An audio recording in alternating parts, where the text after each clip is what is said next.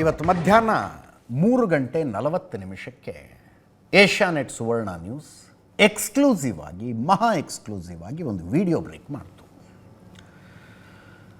Prajwal Revanna video ತಮಾಷೆಗಲ್ಲ, ನಾನೊಂಥರ ಸಂಕಟದಿಂದ ಆಕ್ರೋಶದಿಂದ ಇಂಟ್ರೊಡಕ್ಷನ್ನಲ್ಲಿ ಹೇಳಿದ್ದು. ಪ್ರಜ್ವಲ್ ರೇವಣ್ಣ ಮುಖ ಕಾಣಿಸ್ತಾ ಇರೋ ವಿಡಿಯೋ ಇದು, ಮುಖ ಕಾಣಿಸ್ತಾ ಇರೋ ವಿಡಿಯೋ. ಇವತ್ತಿಗೆ ನಾಪತ್ತೆಯಾಗಿ 1 ತಿಂಗಳು, ಬರೋಬ್ಬರಿ 1 ತಿಂಗಳಿಂದ ಅತ ಇಲ್ಲ ಪತ ಇಲ್ಲ. 26 ಇವತ್ತು ತಾರೀಕು. ಕಳೆದ ತಿಂಗಳು 26 ಕರ್ನಾಟಕದ 14 ಲೋಕಸಭಾ ಕ್ಷೇತ್ರಗಳಿಗೆ ಮೊದಲ ಹಂತದ ಮತದಾನ, ಇನ್ಕ್ಲೂಡಿಂಗ್ ಪ್ರಜ್ವಲ್ ರೇವಣ್ಣ ಸ್ಪರ್ಧಿಸಿದ್ದ ಹಾಸನದಲ್ಲಿ. ಓಟ್ ಹಾಕಿದ್ದು ಪೇರಿಕಿತ್ತಿದ್ದು. ಆವತ್ತಿನಿಂದ ಇವತ್ತಿನ ತನಕ ಎಲ್ಲಿ ಹೆಂಗೆ ಏನು ಮಾಡ್ಕೊಂಡು ಏನೂ ಗೊತ್ತಿರಲಿಲ್ಲ. ಇವತ್ತು ಏಕಾಏಕಿ ವಿಡಿಯೋ ಬಂತು. ಹೆಚ್ಚು ಕಡಿಮೆ 3 ನಿಮಿಷದ ವಿಡಿಯೋ ಅದು. ಆರಂಭ ಕ್ಷಮಾಪಣೆಯೊಂದಿಗೆ ಶುರುವಾಗುತ್ತೆ. ಕುಮಾರಣ್ಣನವರಿಗೆ ಅನ್ನುವುದೂ ಸೇರಿದಂತೆ. ಈ ರಾಜಕಾರಣದಲ್ಲಿ ಬಹುಶಃ ಸಂಬಂಧಗಳನ್ನು ಹಾಗೆ ಕರೀತಾರೋ ಏನೋ. ಮತದಾರರು, ಕುಮಾರಣ್ಣ, ಕಾರ್ಯಕರ್ತರು ಇತ್ಯಾದಿ ಇತ್ಯಾದಿ ಅಲ್ಲ. ನಾನು ಎಲ್ಲಿದ್ದೀನಿ ಅನ್ನೋದು ಹೇಳಿರಲಿಲ್ಲ, ಹೇಳಬೇಕು ಅಂತ ಬಂದಿದ್ದೀನಿ ಅಂತ ಕೊನೆ ತನಕ ಹೇಳಲಿಲ್ಲ. ಅದನ್ನು ಯಾವ ದೇಶ, ಯಾವ ಊರು, ಏನು ಕಥೆ ಹೇಳಲಿಲ್ಲ. ಈ ಟೋಟಲ್ ವಿಡಿಯೋದ ಸಾರಾಂಶ ಏನು ಅಂದರೆ, 31ನೇ ತಾರೀಕು ಶುಕ್ರವಾರ ಬೆಳಗ್ಗೆ 10 ಗಂಟೆಗೆ ನಾನು SIT ವಿಚಾರಣೆಗೆ ಹಾಜರಾಗ್ತೀನಿ ಅಂತ. ಕೇಳಿಸ್ಕೊಳ್ಳಿ, ಒಂದ್ಸಲ ವಿಡಿಯೋ ಕೇಳಿಸ್ಕೊಳ್ಳಿ. ಎಲ್ಲರಿಗೂ ನಮಸ್ಕಾರ. ಮೊದಲನೇದಾಗಿ ನನ್ನ ತಂದೆ ತಾಯಿಗೆ, ತಾತಂಗೆ ಹಾಗೂ ನನ್ನ ಕುಮಾರನಿಗೆ ಮತ್ತು ನಾಡಿನ ಜನತೆಗೆ ಹಾಗೂ ಎಲ್ಲ ನನ್ನ ಕಾರ್ಯಕರ್ತರಿಗೆ ಕ್ಷಮಾಪಣೆ ಕೇಳ್ತಾ, ನಾನು ಫಾರಿನಲ್ಲಿ ಎಲ್ಲಿದ್ದೀನಿ ಅಂತ ಸರಿಯಾಗಿ ಮಾಹಿತಿ ಕೊಡದೇ ಇರೋದಕ್ಕೆ ಇವತ್ತು ಮಾಹಿತಿ ಕೊಡೋದಕ್ಕೆ ಬಂದಿದ್ದೀನಿ. ಏನು 26ನೇ ತಾರೀಕು ಚುನಾವಣೆ ನಡೀತು. 26ನೇ ತಾರೀಕು ಚುನಾವಣೆ ನಡೆದಂಥ ಸಂದರ್ಭದಲ್ಲಿ ಅವತ್ತು ನನ್ನ ಮೇಲೆ ಯಾವುದೇ ರೀತಿ ಒಂದು ಪ್ರಕರಣ ಆಗಲಿ, ಯಾವುದೇ ಒಂದು ಕೇಸ್ ಆಗಲಿ ಏನೂ ಇರಲಿಲ್ಲ. SITನೂ ಕೂಡ ರಚನೆ ಆಗಿರಲಿಲ್ಲ. ಈ 26ನೇ ತಾರೀಕು ನಾನು ಫಾರಿನ್ ಹೋಗೋದು ಕೂಡ ಇದು ಮುಂಚೆನೆ ಪ್ರೀ ಪ್ಲಾನ್ ಆಗಿತ್ತು. ಹಾಗಾಗಿ ನಾನು ಫಾರಿನ್ ಹೊರಟಾದ ಮೇಲೆ 3-4 ದಿನದ ನಂತರ ನಾನು ಯೂಟ್ಯೂಬ್ ನೋಡುವಂಥ ಸಂದರ್ಭದಲ್ಲಿ, ನ್ಯೂಸ್ ಚಾನೆಲ್ ನೋಡುವಂಥ ಸಂದರ್ಭದಲ್ಲಿ ನನಗೆ ಈ ಮಾಹಿತಿ ದೊರಕುವಂಥ ಕೆಲಸ ಆಯಿತು. ಮಾಹಿತಿ ದೊರಕಿದ ಮೇಲೆ ನಂತರ SITನೂ ಕೂಡ ಏನು ಒಂದು ನೋಟಿಸ್ ಕೊಡುವಂಥ ಕೆಲಸ ಮಾಡಿತು. ಆ SIT ನೋಟಿಸ್ಗೂ ಕೂಡ ನಾನು ಎಕ್ಸ್ ಖಾತೆ ಮುಖಾಂತರ ಮತ್ತು ನನ್ನ ಲಾಯರ್ ಮುಖಾಂತರ ನಾನು 7 ದಿನ ಸಮಯ ಅವಕಾಶ ಕೇಳಿದ್ದೆ. 7 ದಿನ ಸಮಯ ಅವಕಾಶ ಕೇಳಿದ ಮೇಲೆ ಕೂಡ ಅದು ಮಾರನೇ ದಿನನೇ ಏನು ಕಾಂಗ್ರೆಸ್ಸಿನ ಹಿರಿಯ ನಾಯಕರಾದಂಥ ರಾಹುಲ್ ಗಾಂಧಿ ಅವರು ಮತ್ತು ಹಾಗೂ ಎಲ್ಲ ಹಿರಿಯ ನಾಯಕರುಗಳು ಏನು ಓಪನ್ ವೇದಿಕೆಗಳಲ್ಲಿ ಈ ಒಂದು ವಿಚಾರಗಳನ್ನ ಪ್ರಚಾರ ಮಾಡೋದಕ್ಕೆ ಪ್ರಾರಂಭ ಮಾಡಿದ್ರು, ಚರ್ಚೆ ಮಾಡೋದಕ್ಕೆ ಪ್ರಾರಂಭ ಮಾಡಿದ್ರು, ಒಂದು ರಾಜಕೀಯದ ಪಿತೂರಿ ಮಾಡೋಂಥ ಕೆಲಸನ ಮಾಡಿದ್ರು. ಇದೆಲ್ಲ ನೋಡಿದಂಥ ಸಂದರ್ಭದಲ್ಲಿ ನಾನು ಡಿಪ್ರೆಷನ್ಗೆ ಹೋಗುವಂಥ ಕೆಲಸ ಆಯಿತು, ಐಸೋಲೇಷನ್ಗೆ ಹೋಗುವಂಥ ಕೆಲಸ ಮಾಡಿಕೊಂಡೆ. ಹಾಗಾಗಿ ನಾನು ಮೊದಲನೇದಾಗಿ ನಿಮ್ಮೆಲ್ಲರನ್ನೂ ಕ್ಷಮಾಪಣೆ ಕೇಳಿದೆ, ದಯವಿಟ್ಟು ಕ್ಷಮಿಸಿ ಅಂತ ಕೇಳಿದೆ ನಾನು. ಅದಾದ ನಂತರ ಹಾಸನಲ್ಲೂ ಕೂಡ ಕೆಲವು ಶಕ್ತಿಗಳು ಎಲ್ಲ ಒಟ್ಟಿಗೆ ಸೇರ್ಕೊಂಡು ಇವತ್ತು ನನ್ನ ಮೇಲೆ ರಾಜಕೀಯದ ಒಂದು ಪಿತೂರಿ ಮಾಡುವಂಥ ಕೆಲಸ ಮಾಡೋವಂಥದ್ದು ಇರ್ಬೋದು. ರಾಜಕೀಯವಾಗಿ ನಾನು ಏನು ಬೆಳೀತಾ ಇದ್ದೀನಿ, ನನ್ನ ಕುಗ್ಗಿಸ್ಬೇಕು ಅನ್ನೋ ಒಂದು ರೀತಿಯಲ್ಲಿ ಇವತ್ತು ಏನೇನೋ ಒಂದು ಪ್ರಕರಣಗಳಲ್ಲಿ ಅವರು ಎಲ್ಲರೂ ಕೂಡ ಒಂದು ಭಾಗಿಯಾಗುವಂಥ ಕೆಲಸಗಳನ್ನ ಮಾಡಿಕೊಂಡ್ರು. ಹಾಗಾಗಿ ಇವನ್ನೆಲ್ಲ ನೋಡಿದಂಥ ಸಂದರ್ಭದಲ್ಲಿ ಇದ್ದಿದ್ದು ಇನ್ನ ಒಂದು ಆಘಾತ ಆಗೋಂಥ ಕೆಲಸ ಆಗಿ ನಾನೇ ಒಂಚೂರು ದೂರ ಇದ್ದೆ. ಹಾಗಾಗಿ ಯಾರು ಕೂಡ ಇದ್ರ ಬಗ್ಗೆ ತಪ್ಪು ತಿಳಿಯೋದು ಬೇಡ. ನಾನೇ ಖುದ್ದಾಗಿ ಶುಕ್ರವಾರ ಏನು 31ನೇ ತಾರೀಕು 10 ಗಂಟೆಗೆ SIT ಮುಖಾಂತರ SIT ಮುಂದೆ ಬಂದು ನಾನು ಸಂಪೂರ್ಣ ಈ ಇನ್ವೆಸ್ಟಿಗೇಷನ್ಗೆ ಸಹಕಾರ ಕೊಡೋ ಮುಖಾಂತರ ನಾನು ಇದಕ್ಕೆ ಸರಿಯಾದ ರೀತಿಯಲ್ಲಿ ಉತ್ತರ ಕೊಡುವಂತ ಕೆಲಸನ ಮಾಡ್ತೀನಿ. ಹಾಗೆ ನ್ಯಾಯಾಲಯದ ಮೇಲೆ ನನಗೆ ನಂಬಿಕೆ ಇದೆ. ಖಂಡಿತವಾಗ್ಲೂ ಕೂಡ ನಾನು ಈ ಒಂದು ಏನು ಸುಳ್ಳಿನ ಪ್ರಕರಣಗಳಿದಾವೆ, ಈ ಸುಳ್ಳು ಪ್ರಕರಣದಿಂದ ಆಚೆ ಬರೋಂಥ ಕೆಲಸನ ನ್ಯಾಯಾಲಯದ ಮುಖಾಂತರನೇ ಮಾಡ್ಕೋತೀನಿ ಅನ್ನೋ ಒಂದು ನಂಬಿಕೆ ನನ್ನಲ್ಲಿ ಏನಿದೆ. ಹಾಗೂ ದೇವರ ಆಶೀರ್ವಾದ ಮತ್ತು ಜನರ ಆಶೀರ್ವಾದ, ನನ್ನ ಕುಟುಂಬದ ಆಶೀರ್ವಾದ ನನ್ನ ಮೇಲೆ ಇರಲಿ. ಖಂಡಿತವಾಗ್ಲೂ ನಾನು ಈ 31ನೇ ತಾರೀಕು ಶುಕ್ರವಾರ ನಾನು SIT ಮುಂದೆ ಬರ್ತೀನಿ.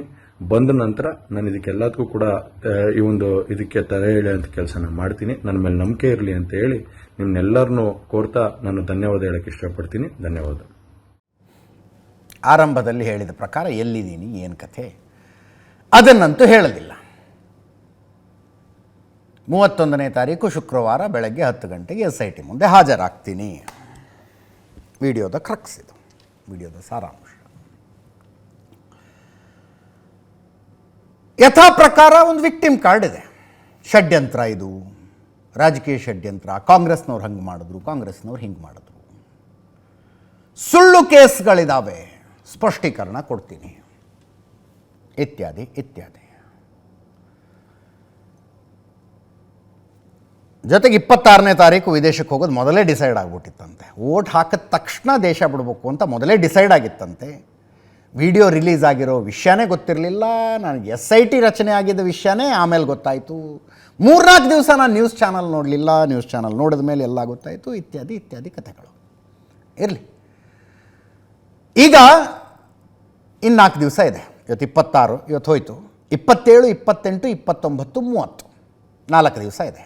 31ನೇ ತಾರೀಕು ಬೆಳಗ್ಗೆ ಅಂದರೆ ಜರ್ಮನಿಯ ಮ್ಯೂನಿಕ್ನಲ್ಲೇ ಇರೋದಂತ ನಂಬಿದರೆ 8:30 9 ತಾಸು ಫ್ಲೈಟು. 8:30 9 ತಾಸು.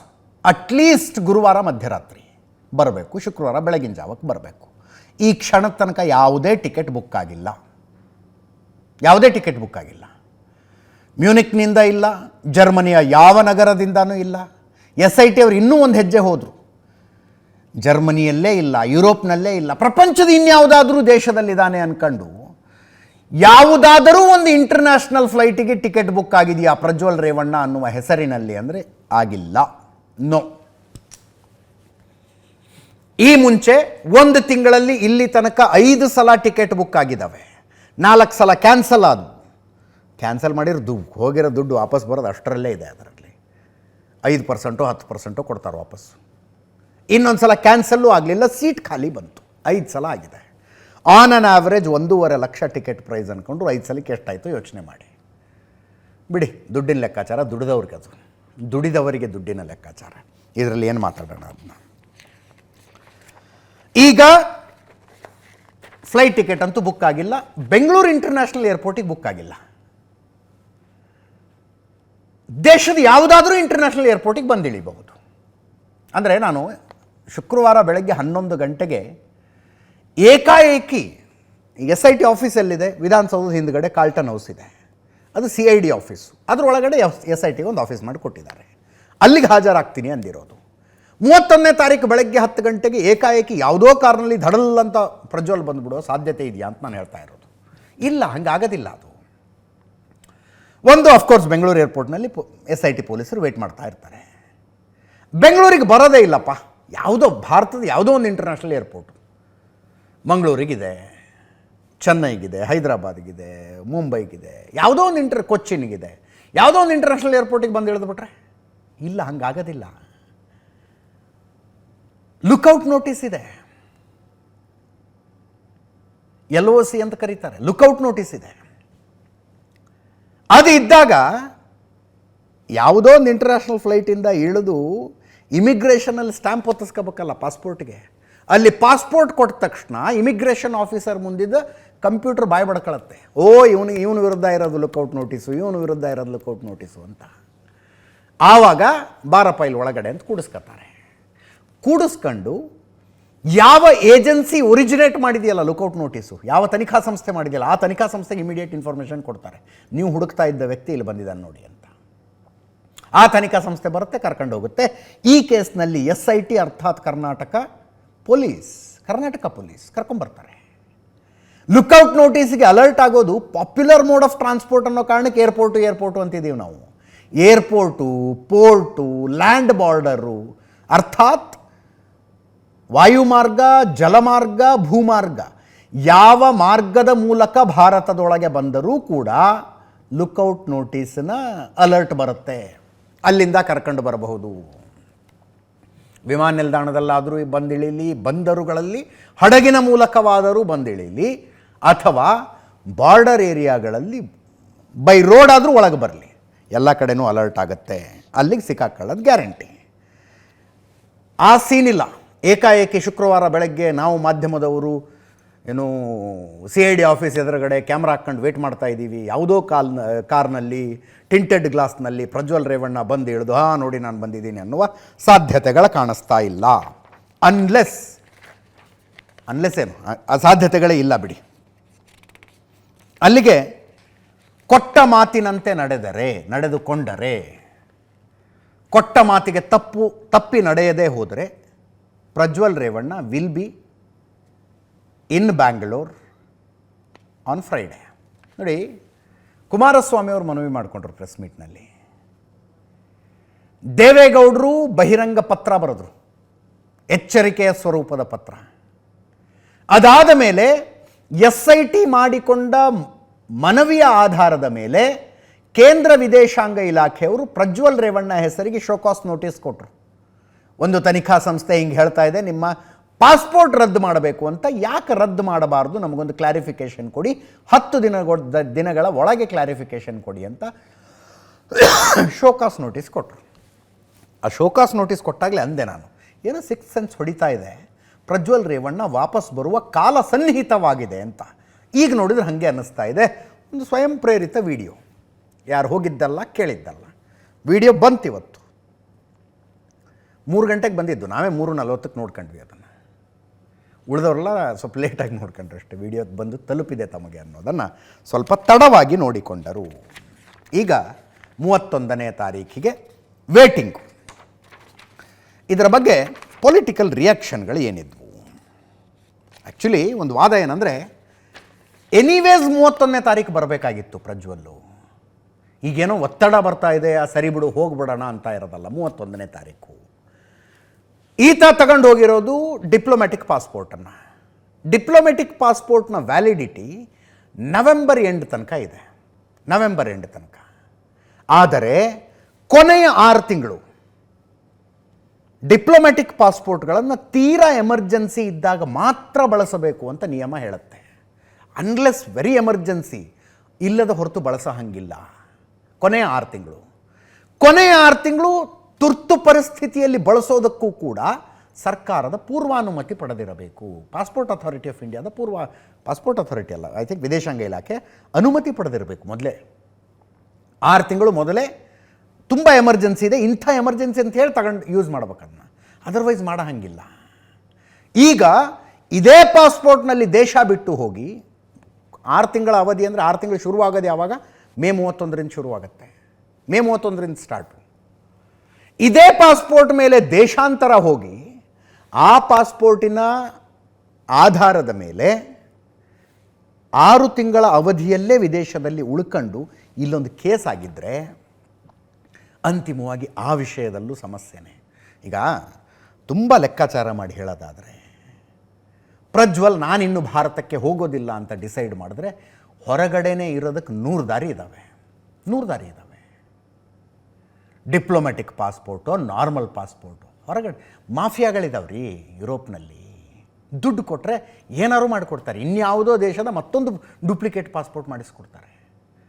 ಈಗ ನಮ್ಮಲ್ಲಿಂದ ಹೋದವ್ರು ಇರಲ್ವ, ರವಿ ಪೂಜಾರಿ ಇದ್ದ, ಬನ್ನಂಜೆ ರಾಜ ಇದ್ದ, ಮುತ್ತಪ್ಪರ ಇದ್ದರು, ಅನೇಕ ವರ್ಷಗಳ ಕಾಲ ಇರ್ತಾರಪ್ಪ ಎಲ್ಲೋ ಒಂದು ಕಡೆ. ಅನಾಮಿಕನಾಗಿ ಅನಾಮಿಕ ದೇಶವೊಂದರಲ್ಲಿ ಬದುಕ್ಬಿಡೋದು.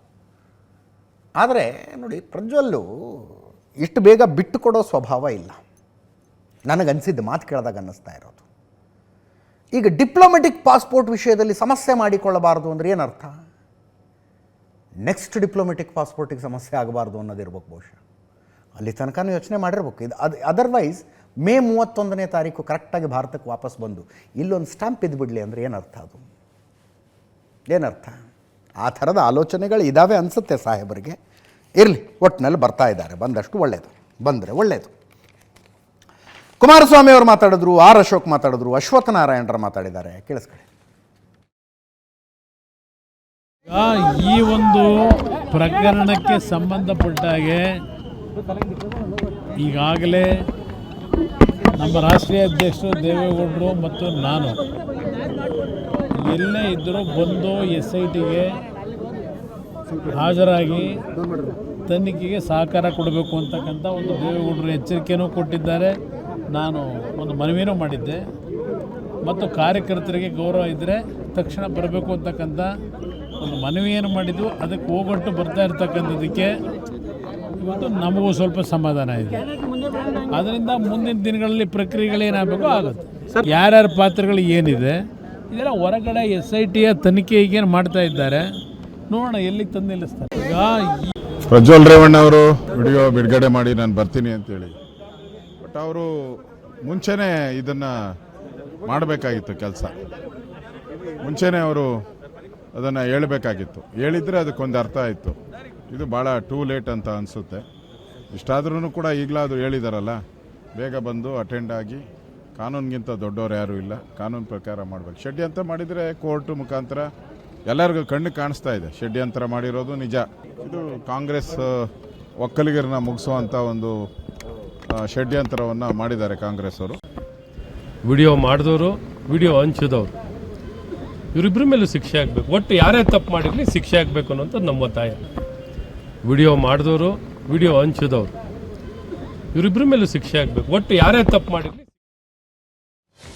ಮಗ ಬರುವುದಕ್ಕೆ ಮುಹೂರ್ತ ನಿಗದಿಯಾದ ನಂತರ ಆ್ಯಕ್ಚುಲಿ ಅದೇ ಟೈಮ್ಗೆ SIT ಅವ್ರ ಅಮ್ಮಂಗೆ ನೋಟಿಸ್ ಕೊಟ್ಟಿದ್ದಾರೆ. ಭವಾನಿ ರೇವಣ್ಣವ್ರಿಗೆ ನೋಟಿಸ್, ವಿಚಾರಣೆಗೆ ಹಾಜರಾಗಿ ಅಂತ. ಅದೇ ಕಿಡ್ನ್ಯಾಪ್ ಕೇಸ್ನಲ್ಲಿ, KR ನಗರ ಕಿಡ್ನ್ಯಾಪ್ ಕೇಸ್ನಲ್ಲಿ ಭವಾನಿ ರೇವಣ್ಣ ಆಂಟಿಸಿಪೇಟರಿ ಬೇಲಿಗೆ ಅಪ್ಲಿಕೇಶನ್ ಹಾಕೊಂಡಿದ್ದಾರೆ.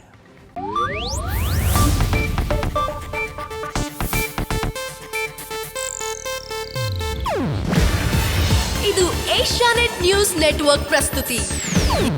ನೀವು ನೋಡ್ತಿದ್ದೀರಾ ಏಷ್ಯಾನೆಟ್ ಸುವರ್ಣ ನ್ಯೂಸ್.